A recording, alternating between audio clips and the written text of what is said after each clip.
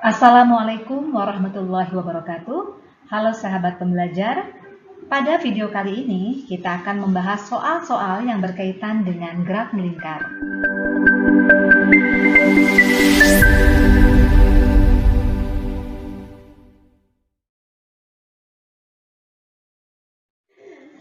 Konversikan 120 rpm atau rotasi per menit ke dalam satuan radian per sekon. Oke, 120 rotasi per menit. Kita tuliskan 120-nya.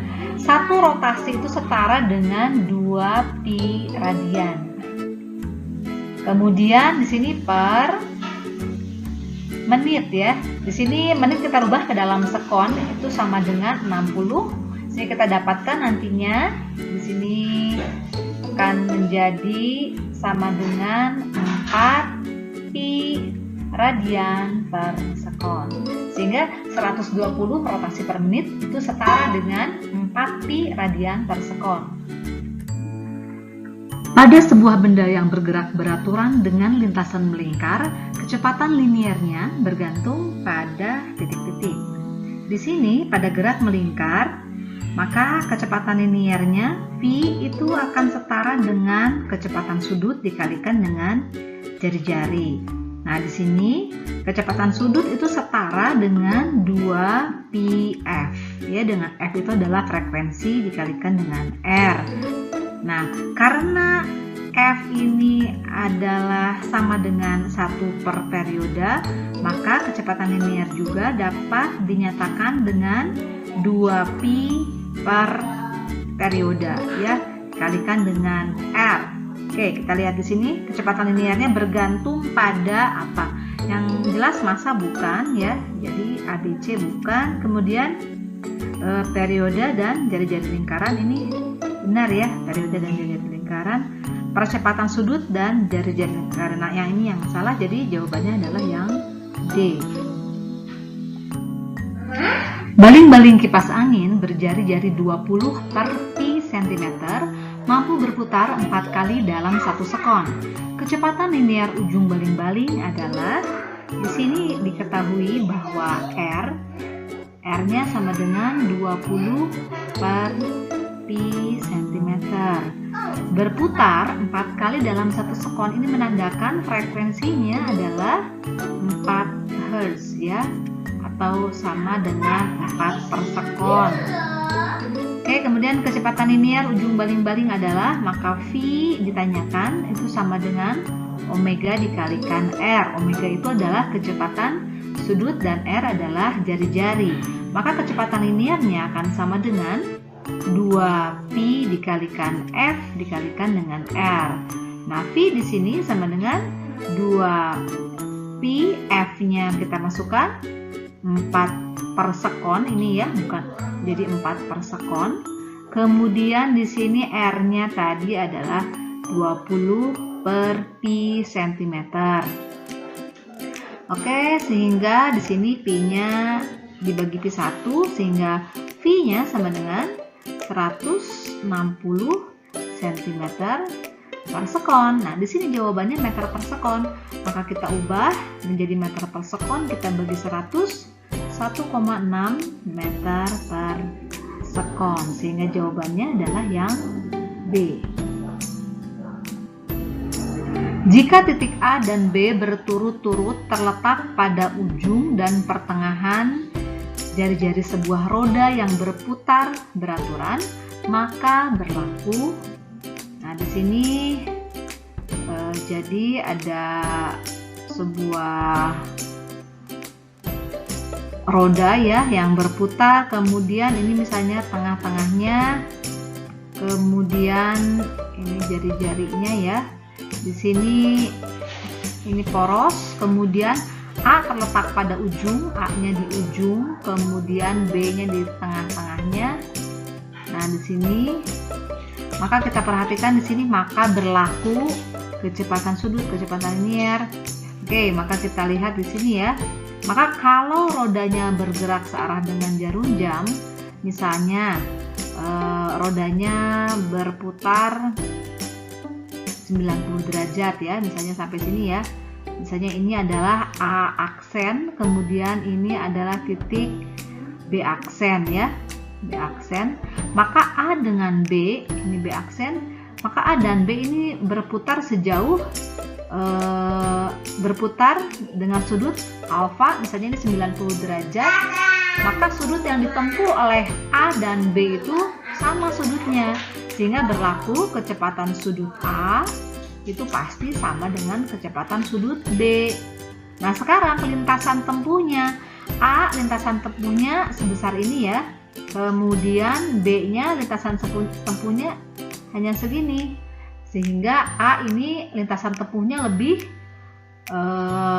panjang atau lebih besar daripada lintasan tempuh B, sehingga pasti kecepatan linear A itu lebih besar daripada kecepatan linear B atau tidak sama dengan kecepatan linear B. Oke ya, kita lihat yang mana kecepatan sudut dan kecepatan linearnya sama, bukan, tidak sama, yang ini sama ya, jadi ini bukan juga.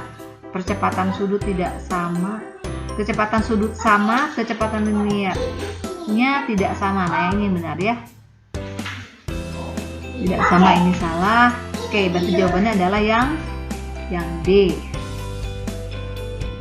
Pada hubungan roda-roda yang saling bersinggungan atau dihubungkan oleh tali, maka besaran yang sama adalah yang mana? Nah, di sini kalau dihubungkan dengan tali, roda, misalnya ini ada roda 1 ya, roda 1, kemudian misalnya ini ada roda kedua yang lebih kecil ya, dihubungkan dengan tali atau dengan sabuk.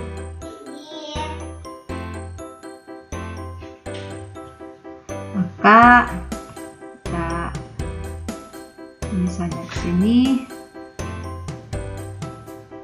ya. Maka kalau keduanya berputar, maka berputarnya misalnya berputar searah jarum jam ya, ini pun akan sama berputar. Nah, untuk roda yang besar, jari-jarinya besar, ini kita bilang saja di sini R1, kemudian di sini R2. Maka ketika roda satu berputar, maka roda 2 pun akan berputar dengan kecepatan linear yang sama, tetapi kecepatan sudutnya pasti berbeda. Kenapa? Karena roda yang kecil dia memiliki jari-jari lebih kecil, sehingga pasti akan berputar lebih duluan, lebih cepat daripada roda yang jari-jarinya besar, sehingga jawabannya adalah yang A, kecepatan linear. Sebuah benda bergerak melingkar beraturan dengan jari-jari 6 meter. Di sini diketahui R-nya 6 meter. Jika dalam 2 menit, berarti pada selang waktu 2 menit benda itu melakukan 16 kali putaran. Ini banyaknya putarannya adalah 16 kali ya. Nah, ini 2 menit itu setara dengan 120 sekon. Jadi kita ubah dalam sekon waktunya. Maka kecepatan linear benda tersebut adalah, kita cari di sini V-nya sama dengan berapa ya? Maka V linear sama dengan omega dikalikan R, di mana omega itu adalah kecepatan sudut. Maka V itu sama dengan 2pi F dikalikan R, F-nya adalah frekuensi, maka V sama dengan 2pi, F-nya kita ubah ya. Nah, F itu adalah banyaknya putaran per satu satuan waktu ya, N per P, sehingga F sama dengan N-nya 16, kemudian waktunya 120, kita bagi 4 atas dan bawah, maka kita dapatkan di sini 4 per 30 ya. Maka F-nya kita ubah 4 per 30, kita kali dengan R-nya 6, maka V-nya nanti akan sama dengan, di sini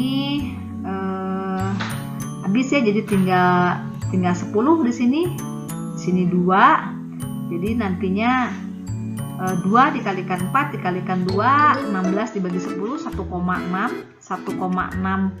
pi ya. Tadi R dalam meter, maka di sini meter per sekon ya. Jadi jawabannya yang E.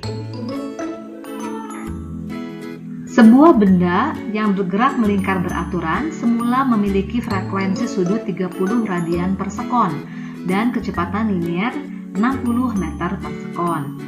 Bila frekuensi sudutnya menjadi 20 radian per sekon, maka kecepatan liniernya menjadi berapa? Oke, di sini diketahui, kita lihat frekuensi sudut satuannya radian per sekon, sehingga kita dapat tuliskan di sini omega 1 sama dengan 30 radian per sekon. Kemudian kecepatan liniernya P1 itu sama dengan 60 meter per sekon. Bila frekuensi sudutnya menjadi 20 radian per sekon, kita lihat ya, satuannya radian per sekon, artinya pasti lambangnya omega nih ya. Omega 2 sama dengan 20 radian per sekon. Kemudian yang ditanyakan maka kecepatan liniernya menjadi berapa ya. Di sini V2-nya menjadi berapa? Oke. Nah, di sini apa sih hubungan antara V dengan omega ya?